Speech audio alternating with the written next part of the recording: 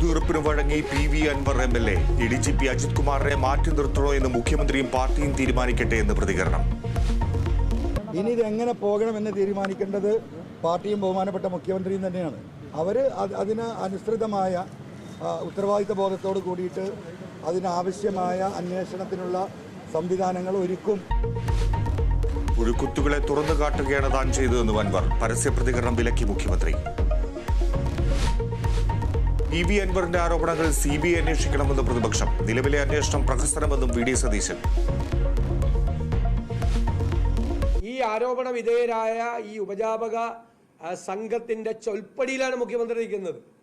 മുഖ്യമന്ത്രി അവരെ ഭയന്ന് നിൽക്കുകയാണ്, ജനങ്ങളെ പരിഹസിക്കുകയാണ്, ജനങ്ങളെ കബളിപ്പിക്കുകയാണ്.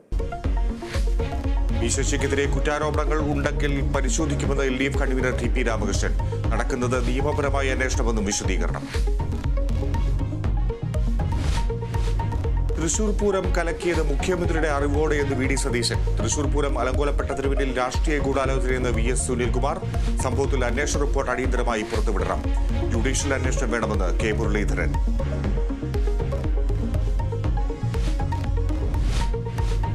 പത്തനംതിട്ട മുൻ SP സുജിത് ദാസിനെതിരെ കസ്റ്റംസ് അന്വേഷണം സ്വർണ്ണക്കടത്ത് സംഘങ്ങൾക്ക് സഹായം നൽകിയ ആരോപണത്തിൽ സുജിത് ദാസ് നടത്തിയ സ്വർണ്ണവേട്ടകളും അന്വേഷിക്കും.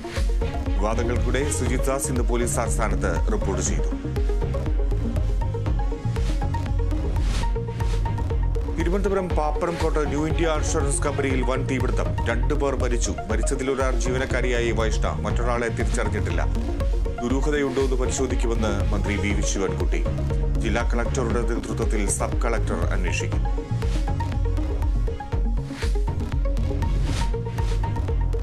പീഡന പരാതിയിൽ നടൻ മണിയമ്പിള്ള രാജുവിന്റെ മുൻകൂർ ജാമ്യാപേക്ഷ തീർപ്പാക്കി എറണാകുളം പ്രിൻസിപ്പൽ കോടതി.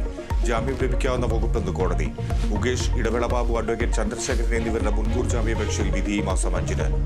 ബംഗാളി നടിയുടെ ലൈംഗിക പീഡന കേസിൽ മുൻകൂർ ജാമ്യം തേടി സംവിധായകൻ രഞ്ജിത്ത് ഹൈക്കോടതി.